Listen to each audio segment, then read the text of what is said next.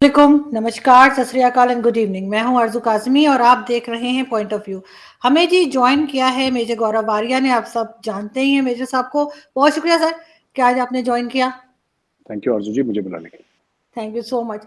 और आपसे हमने 2-3 चीज़ें समझनी हैं, लेकिन सबसे पहले जो बात हम आपसे पूछना चाहेंगे वो ये कि आखिर अचानक से ऐसा क्या हुआ है कि पाकिस्तान आर्मी से आपको हमदर्दी नज़र आ रही है? आप कह रहे हैं कि इमरान खान साहब ने बड़ा नुकसान कर दिया है, क्योंकि हमेशा से जब से मैंने देखा है आपके टीवी चैनल्स को और आपको इवन, तो आप लोग हमेशा कुछ ना कुछ हमारी आर्मी को उल्टा-सुल्टा ही बोलते रहते हैं, तो अब अचानक से हमदर्दी क्यों हो गई है? आरजू जी, शायद मैंने ठीक से कम्युनिकेट नहीं करा तो लोगों को ऐसा लगा कि हमदर्दी, देखिए कोई हमदर्दी नहीं है पाकिस्तान फौज के लिए, और ना पाकिस्तान आर्मी को हमारी फौज के लिए कोई हमदर्दी है। साफ सीधी बात है, पाकिस्तानी फौज दुश्मन फौज है, दुश्मन फौज थी और दुश्मन फौज रहेगी, और उसका सरबरा दुश्मन था, दुश्मन है, दुश्मन रहेगा। Let me be very categorical, मतलब इसमें मैं दो टूक बातें आपको कहना चाहता हूँ। तो ऐसी पाकिस्तानी फौज के साथ कोई हमदर्दी, कोई मोहब्बत, ऐसा कुछ भी नहीं है, ना इसकी कोई गुंजाइश है। लेकिन अ, अगर जनरल बाजवा कुछ चीज बोलते हैं जो लॉजिकल है, और अगर आप या कोई भी जर्नलिस्ट मुझसे पूछता है कि ये आपको बात कैसी लगी, तो मैं झूठ नहीं कह सकता कि नहीं, जनरल बाजवा क्योंकि पाकिस्तानी आर्मी के चीफ हैं इसलिए उन्होंने बहुत बुरी बात करी है। यू नो, हमारी किसी भी चीज में हम बोलते हैं उसमें हमारी चीज की इंटेग्रिटी होनी चाहिए। जो सही है वो सही है, जो गलत है वो गलत है। ठीक है। और मैं आपको बताता हूँ, उसमें एक एग्जांपल देता हूँ इंडियन आर्मी का, जो हमारी टीचिंग है। जब हम पाकिस्तान से लड़े, जंगें हमने लड़ी, तो दोनों फौजें आमने सामने थी। पाकिस्तानी आर्मी ने भी पूरी जान लगाई, हमने भी पूरी जान लगाई। ठीक है। अ, हमारे लोग वीरगति को प्राप्त हुए और पाकिस्तानी फौजी भी अपने वतन के लिए, अपने फर्ज के लिए उन्होंने अपनी जानें दी हैं। ठीक है। मैं आपको एक किस्सा सुनाता हूं छोटा सा। बात है 1999 की, कारगिल की। एक लड़ाई हो रही थी एक चोटी पे, पहाड़ के माउंटेन पीक पे, और लगातार एक ट्रैक सूट में जहां से पाकिस्तानी फौजी अटैक कर रहे थे, उनके बीच में एक यंग मैन जो कि काफी एक्टिव था, काफी जोशीला था, लेकिन ट्रैक सूट पहना हुआ था। वो he was not wearing a uniform, वो ट्रैक सूट पहना हुआ था और कुछ गर्म कपड़े पहना हुआ था। वो ट्रैक सूट जैसा लगा, मतलब दूर से ऐसा लगा कि ट्रैक सूट पहना हुआ है। अब अंधेरे में रात को किसको क्या पता लगता है। वो लड़ रहा था और अपने पाकिस्तानी फौजियों को बोल रहा था कि आप इंडियन आर्मी के खिलाफ लड़िए, और वो काउंटर अटैक भी कर रहा था। और उसने बड़ी जबरदस्त लड़ाई करी और एक एक करके सारे पाकिस्तानी फौजी मारे गए, इंडियन आर्मी ने मार दिया उनको। लेकिन ये जो नौजवान था, ये फिर भी एंड तक लड़ता रहा। ये भागा नहीं, इसने हथियार नहीं डाले, ये लड़ता रहा, और ये एंड में ये भी मारा गया। तो जब इंडियन ब्रिगेडियर ने, उन ब्रिगेडियर का नाम था ब्रिगेडियर एमपीएस बाजवा। हमारे तरफ भी बाजवा है, अगर आपकी तरफ है तो हमारे तरफ भी बाजवा है। इंडियन आर्मी के ब्रिगेडियर थे, ब्रिगेडियर एमपीएस बाजवा। उन्होंने बोला कि who is this young man, इसको लेकर आओ, इसकी बॉडी लेकर आओ। तो इंडियन आर्मी के जवान गए और ब्रिगेड कमांडर के सामने उसकी बॉडी लेकर आए। उस यंग ऑफिसर को जिसने इतनी बहादुरी दिखाई थी, उसके नाम का एक जिसको कहते हैं कि साइटेशन तो नहीं कहूंगा मैं उसको, because citation is a formal thing, but उसका पूरा जो, उस यंग मैन ने कितनी बहादुरी के साथ लड़ाई लड़ी थी। दुश्मन था हमारा, लेकिन दुश्मन ने बहादुरी से लड़ाई लड़ी थी। देखिए, आपको मानना पड़ेगा, हम ये नहीं कह सकते कि कैप्टन कर्नल शेर खान बुजदिल था, हम ये नहीं कह सकते। उसका नाम शेर खान था और शेर की तरह लड़ा भी है वो। और उसको जो निशाने हैदर मिला है, जो आपका पाकिस्तान का सबसे ऊंचा बहादुरी का तमगा है, उसको एक इंडियन आर्मी के ब्रिगेडियर के रिकमेंडेशन पे, आप उसको साइटेशन कह लीजिए, आप उसको रिकमेंडेशन कह लीजिए, वो उनके उस पे मिला है। और वो जो ब्रिगेडियर थे, उनका नाम था, वो रिटायर हो गए। मेरा उनसे मिलने का सौभाग्य प्राप्त हुआ मुझे, मैंने उनका इंटरव्यू भी लिया था। उन्होंने पूरी कहानी बताई थी और हमारी मीडिया ने बहुत तफसील से कवर करी थी, उन्होंने कागज में लिखा और कैप्टन कर्नल शेर खान की जेब में वो कागज डाला है।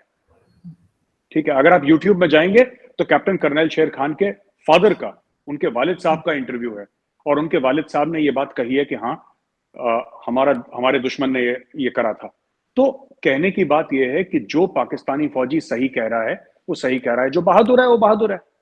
इसमें मेरे कहने से कि कैप्टन कर्नल शेर खान बुजदिल था तो वो बुजदिल थोड़ा ना हो जाएगा।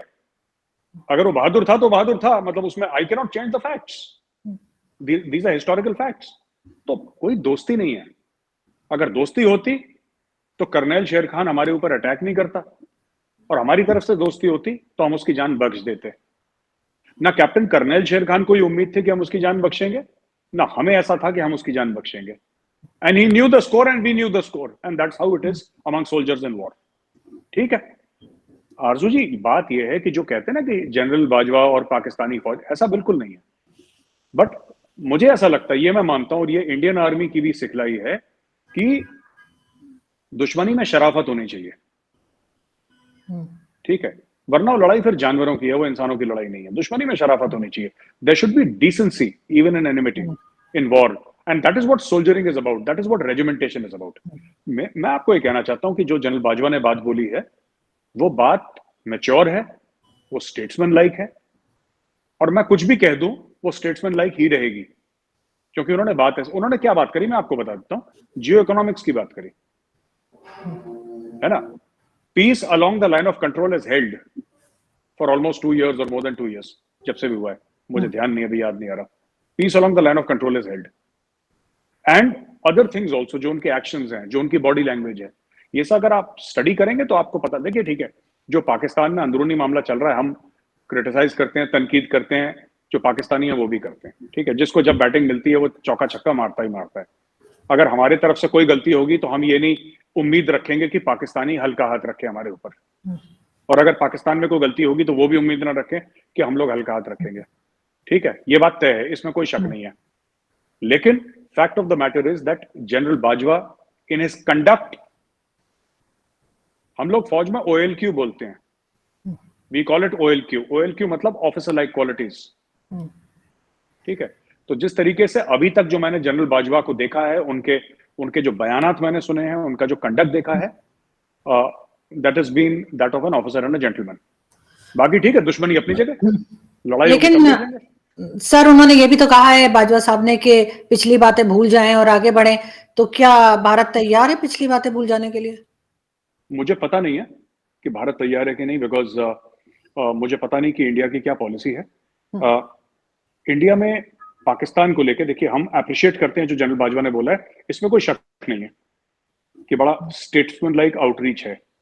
एक्चुअली मुझे ना थोड़ा सा डिसअपॉइंटमेंट भी है कि इमरान खान इतना पॉपुलर, इतना फेमस, एक ग्लोबल सेलिब्रिटी, जो जनरल बाजवा बात कर रहे थे ना, वो कायदे से इमरान खान को कहनी चाहिए थी। वो टीवी चैनल बनाने के चक्कर में रह गया इस्लामोफोबिया के खिलाफ। फिर कहता है कि मैं बाबर के ऊपर फिल्म बनाऊंगा, मैं ट्रेन चलाऊंगा यहां से, पता नहीं उल्टी सीधी बात है। अरे मुद्दे की बात पे आओ यार, ये दाएं बाएं की बात करता है। करता था रादर, वो अभी भी दाएं बाएं की बात करता है इमरान खान। बेसिकली क्या है कि इंडिया में, आरजू जी, जैसे मैंने पहले भी शो में आपके डिस्कस करा था आपके साथ, इंडिया में इमीडिएट आउटरीच की एपेटाइट नहीं है, क्योंकि हमारा ये मानना है कि हमारे साथ धोखा हुआ है, और ये हुआ भी है, सिर्फ मानना नहीं है, सच भी है। जैसे मैंने पिछली बार भी बताया था, कारगिल में गए थे अमन का पैगाम लेके वाजपेयी जी, मीनार पाकिस्तान गए थे, लाल कृष्ण आडवाणी जी गए थे वहां पे। ठीक है ना, ये लोग आरएसएस के कार्यकर्ता हुआ करते थे। वही आरएसएस जिसको इमरान खान इतनी गालियां देता है ना, इन्हीं लोगों ने हाथ बढ़ाया था आगे मीनार पाकिस्तान में, कि आप लोगों को अगर ये शिकायत है कि हम दिल से पाकिस्तान को तस्लीम नहीं करते, तो आरएसएस का, भारतीय जनता पार्टी का, भारत का प्राइम मिनिस्टर, आरएसएस का मेंबर, भारतीय जनता पार्टी का मेंबर, और भारत का प्राइम मिनिस्टर खुद पैदल चल के आया मीनार पाकिस्तान पे और अमन की बात करी। इससे बड़ा और कैसे तस्लीम करेंगे? जब मोदी जी बने 2014 में पहली बार प्रधानमंत्री, उन्होंने इनवाइट करा कि मियां साहब आए, आप स्वेरिंग इन पे आए। जब मियां साहब के वहां पे आई थिंक उनके उनके घर में शादी हुई थी, किसी लड़की की शादी थी उनके घर पे, जी। तो मोदी जी आए, बीच में उनके घर गए, उनकी माँ के पैर छुए, उनका आशीर्वाद लिया। ऐसी बात नहीं है कि ये जो कहते हैं कि मोदी फाशिस्ट है, हिंदुत्व, ये सब, ये क्या, व्हाट इज दिस? मतलब ये चाहते हैं कि मोदी जी जाएं, बुलाएं, सब कुछ बातचीत हो, लेकिन पाकिस्तान के पास ये फ्लेक्सिबिलिटी होनी चाहिए कि जब उनका मन चाहे तो उड़ी हो जाए, जब उनका मन चाहे पुलवामा हो जाए। लेकिन मोदी जी ये लोग ऐसे नहीं हैं। अगर दोस्ती का हाथ बढ़ाया है तो उसके बराबर से फिर देखिए, दोस्ती दोस्तों के साथ, दुश्मनी दुश्मनों के साथ, ठीक है। अब उसके पीछे कुछ भी हो सकता है आरजू जी, मुझे नहीं पता मुशर्रफ ने कारगिल के दौरान नवाज शरीफ को बताया, नहीं बताया। As an Indian that is not my concern, वो मेरा मामला है ही नहीं। बताओ तो ठीक है, नहीं बताओ तो ठीक है, मुझे क्या लेना देना उस चीज से, बताया नहीं बताया। कंफ्यूजन था आपके मुल्क में, था मेरे मुल्क में तो कोई कंफ्यूजन नहीं था। हम अच्छी नीयत से गए, वाजपेयी जी मीनारे पाकिस्तान गए, एक अच्छी नीयत से गए, ठीक है। तो आपका जो ये कहना है ना कि वो कह रहे हैं कि पीस होना चाहिए, देखिए कोई बेवकूफी आदमी होगा जो ये कहेगा कि खून बहना चाहिए, ठीक है। पीस होना चाहिए तो नोबडी सेज कि पीस नहीं होना चाहिए। The problem is that this indication has to come from Pakistan and not through words, it has to come through action, क्योंकि बहुत जबरदस्त ट्रस्ट डेफिसिट है एटलीस्ट दिल्ली में। मैं नॉर्थ ब्लॉक की बात करूं, मैं साउथ ब्लॉक की बात करूं, आप हमारी डिफेंस मिनिस्ट्री को ले लीजिए, आप हमारे पीएमओ को ले लीजिए, आप हमारे मिनिस्ट्री ऑफ एक्सटर्नल अफेयर्स को ले लीजिए, तीन जो मेन लोग हैं नेशनल सिक्योरिटी अपरेटस के, ओवरऑल नेशनल पावर प्रोफाइल के जो तीन लोग हैं। And when I talk about prime minister's office, I am also talking about the national security adviser Doval sahab जो है, मैं सबकी बात कर रहा हूँ। मुझे ऐसा लगता है, जो मैंने उनके बयान देखे हैं, जो मैंने उनकी टेलीविजन पे बॉडी लैंग्वेज रीड करी है, मुझे ऐसा लगता है कि जब तक कॉन्क्रीट एविडेंस जमीन पे नहीं देखेंगे, अभी कल राहुल भट्ट है, एक कश्मीरी पंडित था, उसको इसलिए मार दिया क्योंकि हिंदू था। वो काम कर रहा था आम लोगों के लिए, वो ही वाज अ क्लर्क, वो क्लर्क था, वो कोई ऐसा अमीर आदमी भी नहीं था, उसके हाथ में हथियार भी नहीं था, वो कुछ भी नहीं था, वो तो एक काम कर रहा था और यंग था बिल्कुल एकदम, ही वाज वेरी यंग, उसको मार दिया। तो बात ये है ना कि फिर आप कहेंगे ये लोग, ये हथियार कहां से आ रहे हैं इनके पास? जैसे पाकिस्तान में बड़ा आसान है हथियार, ठीक है। इंडिया में आरजू जी मैं आपको बता रहा हूं, इतना मुश्किल है हथियार लाना, इतना मुश्किल है हथियार लेना कि अगर आपको लाइसेंस वेपन इंडिया में चाहिए ना, तो नाक से खून निकल जाएगा, हथियार नहीं आएगा। और आपके यहाँ माशाल्लाह दर्रादम खेल है, पूरे के पूरे वर्ल्ड का बिगेस्ट आर्म्स मार्केट पाकिस्तान में। अभी आई थिंक उसको शिफ्ट कर दिया, बंद कर दिया, क्या कर दिया है, लेकिन टिल वेरी रिसेंटली दर्रा आदम खेल हुआ करता था आपके ट्राइबल एरियाज में, जहां पे आपको AK-47 चाहिए, टैंक चाहिए, एंटी एयरक्राफ्ट गन चाहिए, आपको क्या चाहिए बताइए, इट वाज देयर, कैश दो ले जाओ घर। पर इंडिया में ऐसा नहीं है। तो इनके पास हथियार कहां से आ रहे हैं? AK-47 से मार रहे हैं, इनके पास ग्रेनेड्स कहां से आ रहे हैं, इनके पास रॉकेट लॉन्चर्स कहां से आ रहे हैं? तो ये सब ना, देखिए, ये विश्वास जमीन पे होता है, सिर्फ बयान से नहीं होता, शब्दों से नहीं होता, उसको करके दिखाना पड़ेगा। जब कश्मीर में किलिंग स्टॉप हो जाएंगे, जब कश्मीर में लोग मरना बंद हो जाएंगे, टेररिस्ट वायलेंस खत्म हो जाएगा, इंडिया को क्या प्रॉब्लम है? इंडिया भी रीच आउट करेगा ना, इंडिया भी रीच आउट करेगा।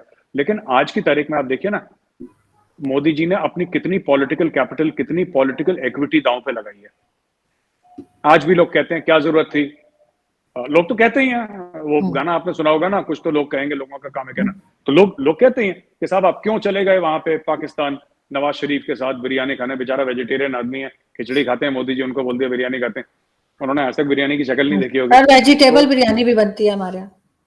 उसको बिरयानी नहीं कहते अर्जु जी, वो फिर वो लड़ाई का मसला आप छेड़ रही है, that is not called biryani, आप उसको कुछ और कह सकते हैं, बिरयानी वेजिटेबल की नहीं होती। खैर, तो मैं आपको ये बता रहा हूँ कि ये मसले हैं ना, ये जब तक हमारा कोई पुख्ता कदम नहीं उठाते जाते ग्राउंड में, तब तक ये विश्वास नहीं होगा। लेकिन ये जो बार बार कहते हैं नॉन स्टेट एक्टर्स का नाम लिया जाता है, हमारे यहाँ से कहा जाता है जी गवर्नमेंट इन्वॉल्व नहीं है, एस्टैब्लिशमेंट नहीं है, नॉन स्टेट एक्टर्स हैं, पकड़ भी रहे हैं, हाफिज सईद को भी सजा दी है और लोगों को भी कर रहे हैं। आपको नहीं लगता कि कुछ कम हुआ है, इस किस्म के वाकयात में थोड़ी कमी आई है? आरजू जी, ये एब एंड फ्लो करता है, मैं आपको बताता हूँ। एक जमाने में कश्मीर में शुरू में टेररिज्म हुई थी 89, 1991, फिर मिड 90s में वो साउथ ऑफ पीर पंजाल चली गई। हमारे टाइम पे, when I was there in JNK, हमारे टाइम पे हॉटस्पॉट्स क्या होते थे? हमारे टाइम पे हॉटस्पॉट साउथ कश्मीर नहीं होता था, हमारे टाइम पे सूरनकोट, डोडा, किश्तवाड़, मेंढर, ये सब हॉटस्पॉट्स होते थे, जो कि जम्मू इलाके में है, जो कि कश्मीर में है ही नहीं। तो टेररिज्म का भी एव एंड फ्लो होता है। 370-35 से हटने के बाद काफी फर्क आया है। स्टोन पेल्टिंग ना के बराबर रह गई है, जो हर रोज होती थी ना, अब वो कभी 3-4 महीने में एक कोई उड़ी उड़ी खबर सुनाई देती है, वरना वो खत्म हो गई। एनआईए जो हमारा है, नेशनल इन्वेस्टिगेशन एजेंसी, उसने बहुत जबरदस्त काम करा है। They have really worked very very hard. But the issue is आरजू जी की नॉन स्टेट एक्टर जो आपने बोले हैं ना, है ना, इट डज नॉट मैटर आरजू जी। ना, कल आपने फिर एक बात बताइए, अमेरिका ने ओसामा बिन लादेन को क्यों मारा? ओसामा बिन लादेन तो सऊदी सऊदी सिटीजन था ना, है ना। कल बोल जी। देते, सऊदी अरेबिया भी बोल देती साहब ये तो नॉन स्टेट एक्टर था, हमारा क्या लेना, हमने थोड़ा ना करवाया। You have to take responsibility for your citizens. अगर हाफिज सईद के वीडियोस हैं यूट्यूब में, जहां पे वो कह रहा है जिहाद के लिए पैसा दो,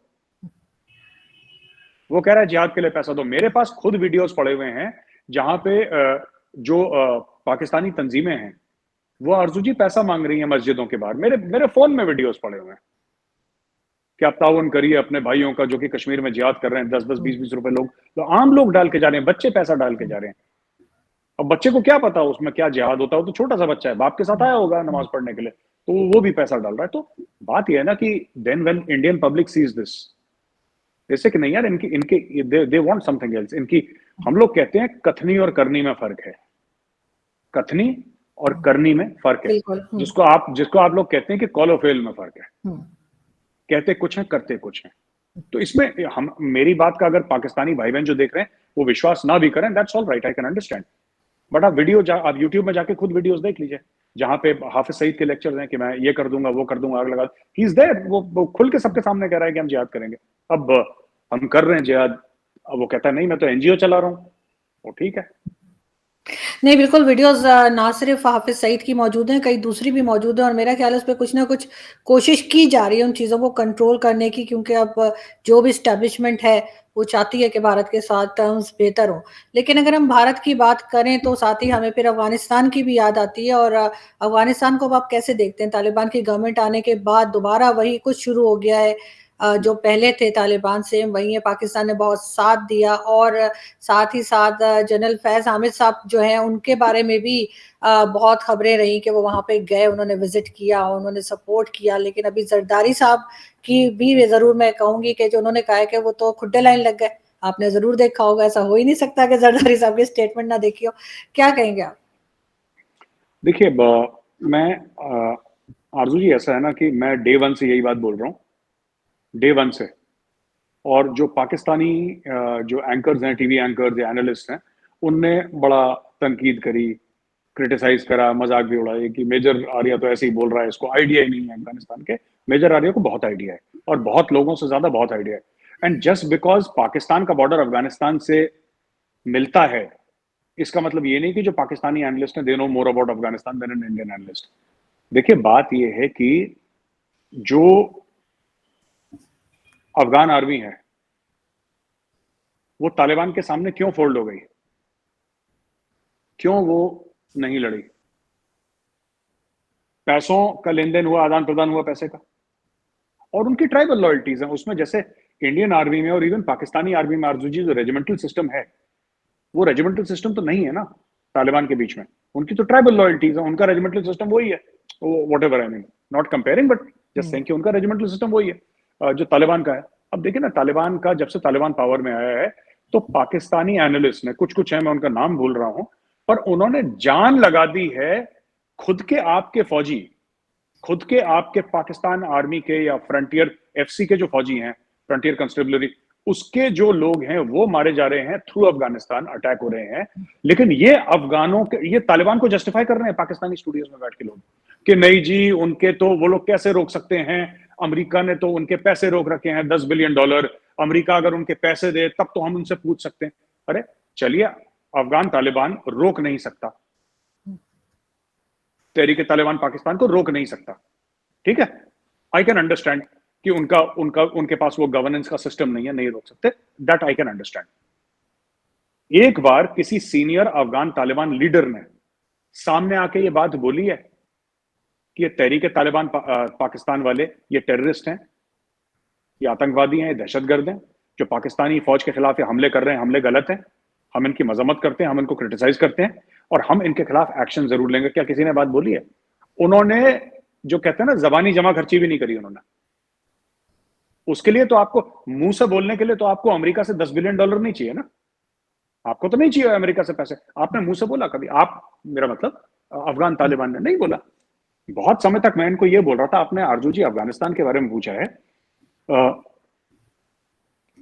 देखिए, बहुत समय से इंडिया से हम लोग यही कह रहे हैं कि अफगान तालिबान और तहरीक तालिबान पाकिस्तान ये एक हैं। तो इन्होंने बोला नहीं नहीं नहीं, ऐसा हो ही नहीं सकता, ऐसा हो ही नहीं सकता। सिर्फ तहरीक तालिबान पाकिस्तान टीटीपी जो है वो गलत है, अफगान तालिबान बहुत अच्छी है। अरे हमने बोला भैया तुम्हें ही काटेगा सांप, ये हमें नहीं काटेगा। नहीं साहब, कश्मीर बनेगा पाकिस्तान, कश्मीरियों से नाता क्या, ला इलाहा इल्लल्लाह। इन्होंने 2-4 पोएम लिख रखी है, हमें पोएम सुनाते रहते हैं कि यहां से आएगा वो कर देगा। फिर वो जो पीटीआई की लेडी थी, वो जो क्या नाम है उनका, मैं भूल गया, बड़ा अच्छा सा नाम है, वो कहने लगी कि वो हमें तालिबान तो हमें कश्मीर दिला रहा है। तो ये तालिबान हमें कश्मीर दिला रहा है, ये तो वो जो लेडी थी, वो तो उनके सर पे हमने ये फोड़ दिया ना सब लोगों ने कि इसने बोला, इसने बोला। बात ये है कि many Pakistani thought like that. ये मैं फिर से बोल रहा हूं, जो कश्मीरी, जो अपने इंडियन, जो हमारे व्यूअर्स हैं, जो हमारे कश्मीर के व्यूअर्स हैं, क्योंकि कश्मीर का नाम मैं इसलिए मैंने मुंह से बोला क्योंकि कश्मीर से अगर आप देखें अफगानिस्तान ज्यादा दूर नहीं है, इट्स नॉट वेरी फार।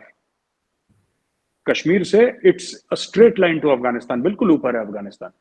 और जो मेरे पाकिस्तानी भाई बहन ये प्रोग्राम देख रहे हैं, मैं उनको ये बताता चलूं कि अफगान तालिबान का ये मकसद नहीं है कि पाकिस्तान को कश्मीर दिलाए। वो दिला नहीं सकता, तालिबान का बाप नहीं दिला सकता जिंदगी में। लेकिन उनका मकसद ये नहीं है कि पाकिस्तान को कश्मीर दिलाए। उनका मकसद ये है कि ट्राइबल एरियाज पाकिस्तान से छीन ले। वो आपको जमीन दिलाने के लिए नहीं बैठे काबुल में, वो आपसे जमीन छीनने के लिए बैठे हैं। आप उनके पहले बयान सुनिए। ये अटैक भी हो रहे हैं सर, अटैक्स भी कर रहे हैं वो। बात अटैक की नहीं है आरजू जी, हम लोग फिर गलत डायरेक्शन जा। बात अटैक की नहीं है, अटैक हो ना हो, आप आइडियोलॉजिकली देखिए व्हाट इज ग्रेटर अफगानिस्तान। वो चाहते क्या है अफगान तालिबान? अफगान तालिबान ये कहते हैं कि अटक तक इलाका हमारा है। आप अगर इस्लामाबाद में मरगला हिल्स तक का एरिया वो क्लेम कर रहे हैं। एक बार वो आ गए थे इस्लामाबाद से 60-65 किलोमीटर दूर, फिर उनको पाकिस्तानी फौज ने भगाया वहां से, फिर वो भागे वहां से।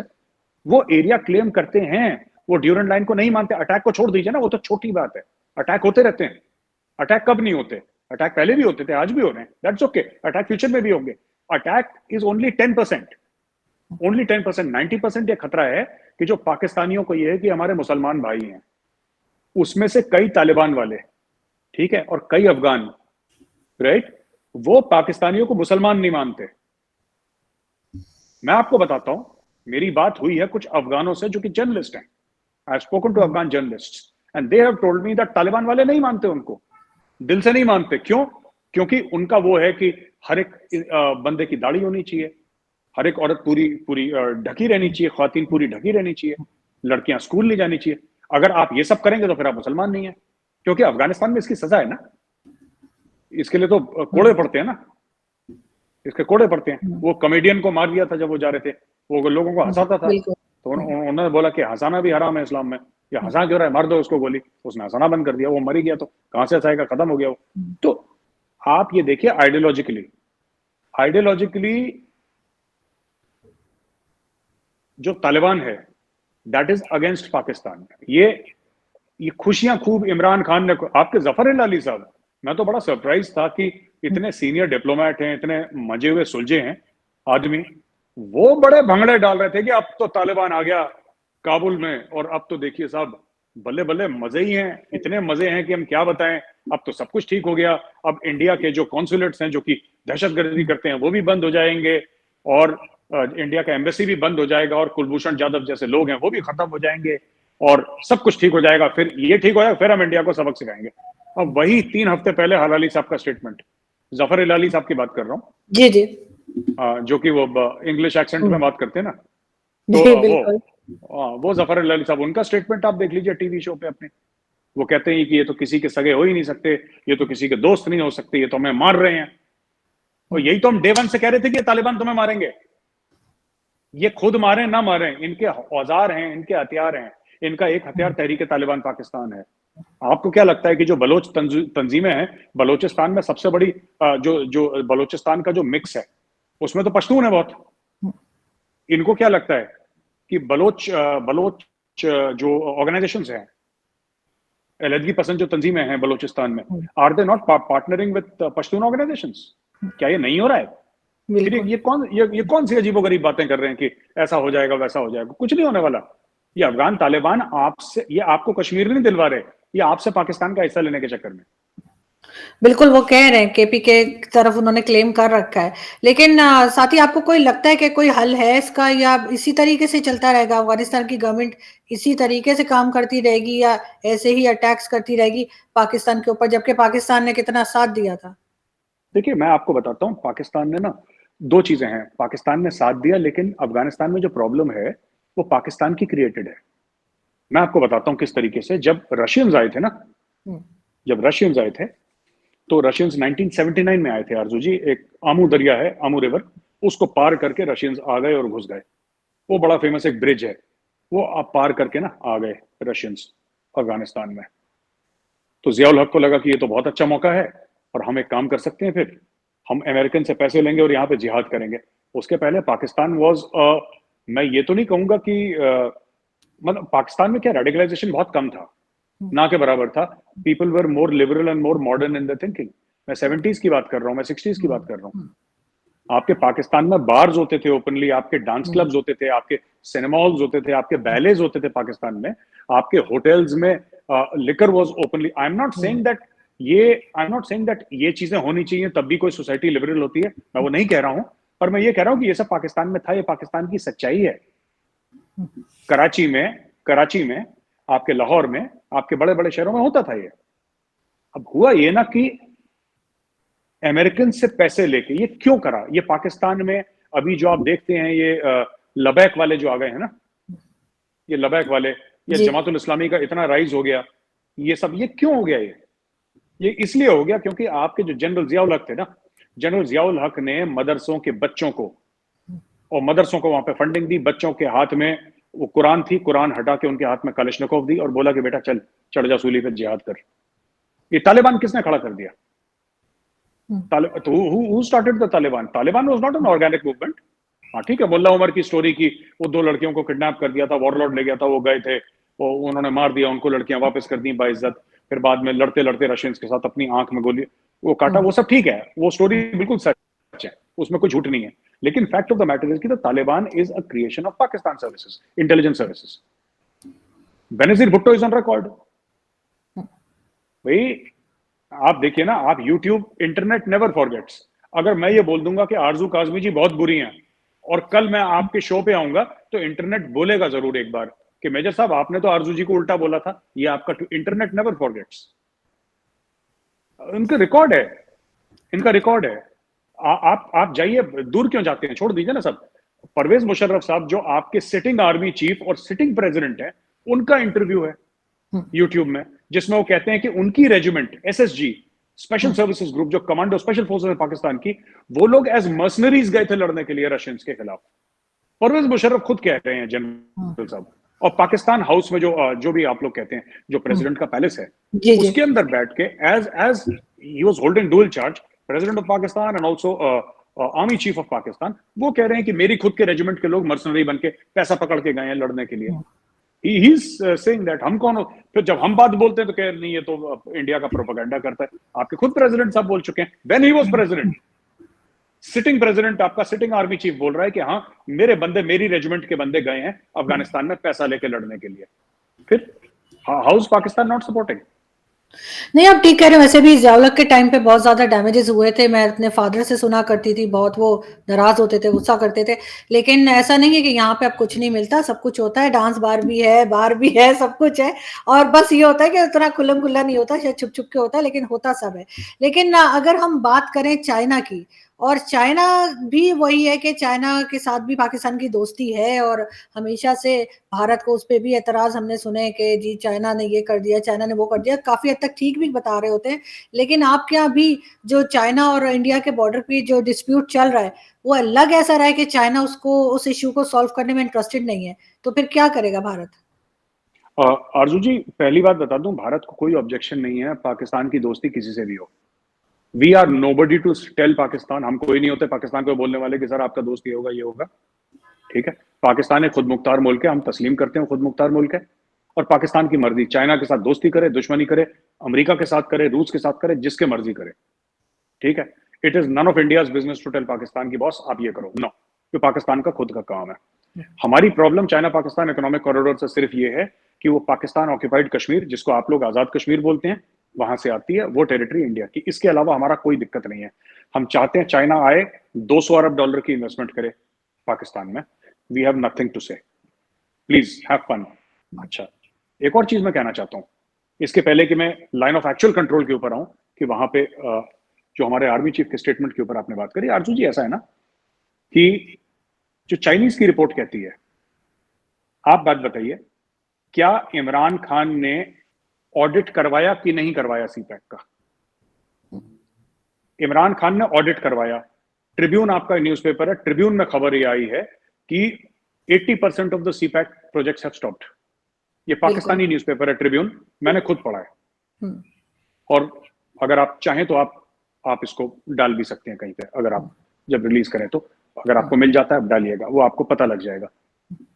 और उस पूरी रिपोर्ट में, जो कि एक इन्वेस्टिगेटिव और बड़ी डिटेल्ड रिपोर्ट है जो ट्रिब्यून में है, उसमें चाइनीज का भी कोट करा है मामला।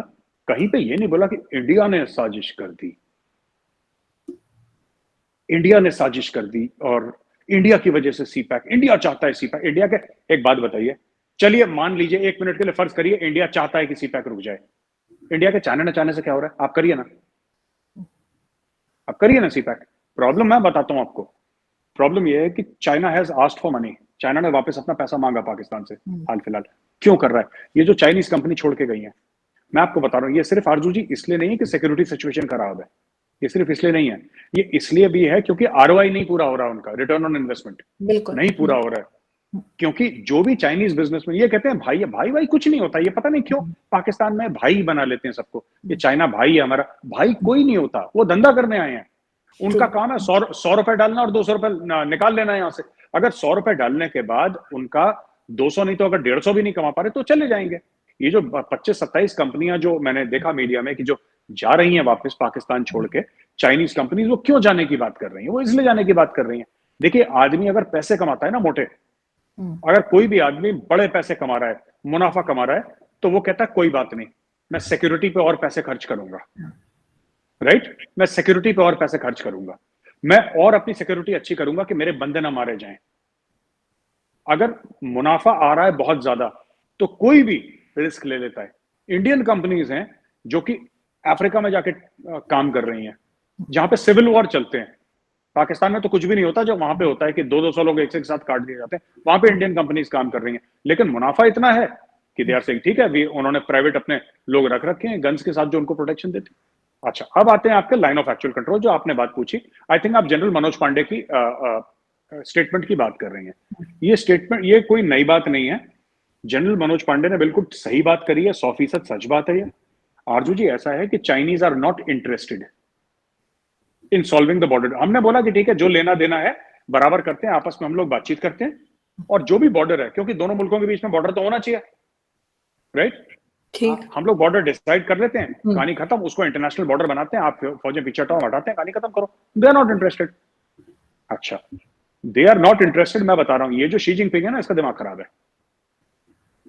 ये शी जिनपिंग है, इसका पूरी तरीके से दिमाग खराब है, और इसको पहले लगा था।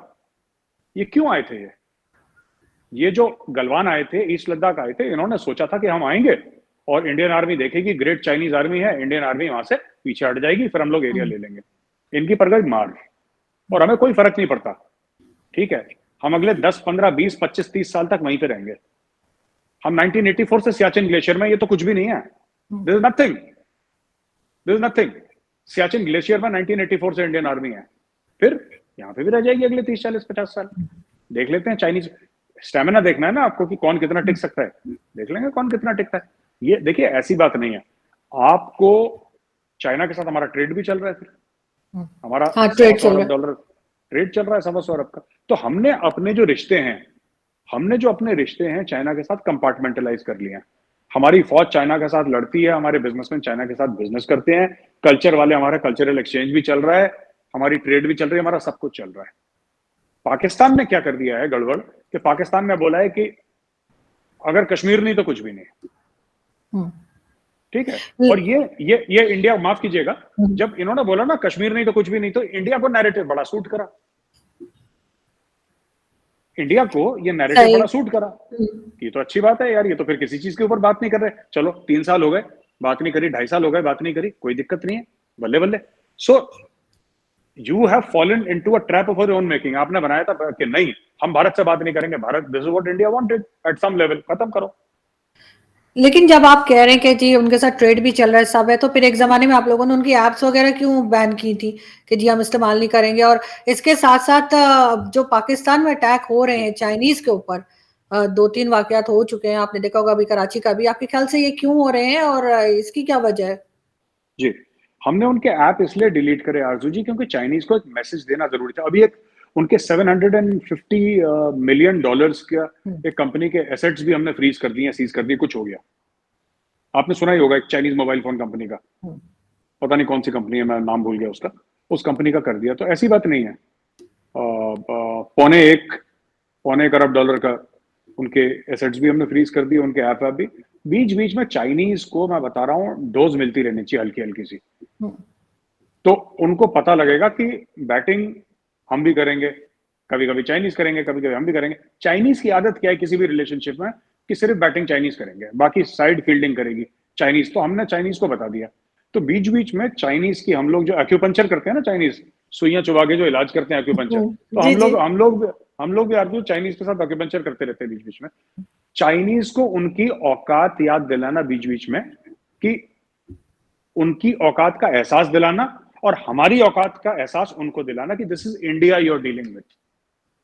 जब तक दोस्ती है, जब तक दोस्ती है, नहीं है तो फिर तुम्हें बहुत कष्ट पहुंचेगा, दुख होगा, तुम्हें दर्द भी होगा। And we can inflict pain on the Chinese, there are many ways. Pain हुँ, मतलब ये नहीं कि आपने आर्टिलरी का शेल फायर करा और 10 चाइनीज फौजी हुँ। मार दिए, नहीं, there are 100 ways of inflicting pain, जिसमें चाइना चीख उठेगा, चीख उठेगा। चाइना की अगले 3-4 साल में इंटायर एप्पल की मैन्युफैक्चरिंग फैसिलिटी, मैं आपको बता रहा हूं, इंडिया आ जाएगी। देखते हैं फिर।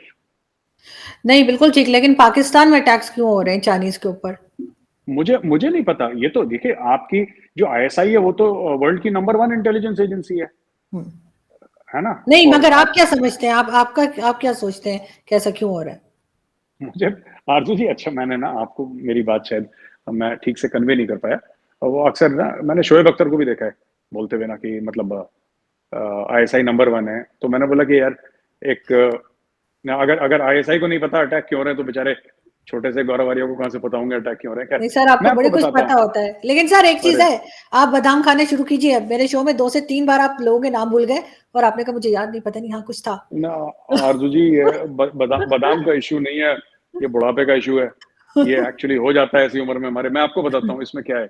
आरजू जी, एक्चुअली क्या है कि जो बलूचिस्तान में अटैक हो रहे हैं ना, हुँ, राइट, मुझे ऐसा लग रहा है कि चाइनीज पे क्यों अटैक हो रहे हैं, इसके ऊपर मेरी एक एनालिसिस है। पहले अटैक पाकिस्तानियों पे हुए थे और ये कभी इंटरनेशनल न्यूज नहीं बनी। या तो इसको दबा दिया गया, या फिर 4-5 दिन के बाद कम न्यूज दी गई। अगर भगवान ना करे 10 मारे गए, हुँ, तो 2-3 ही बताए, इसको कम कर दिया गया।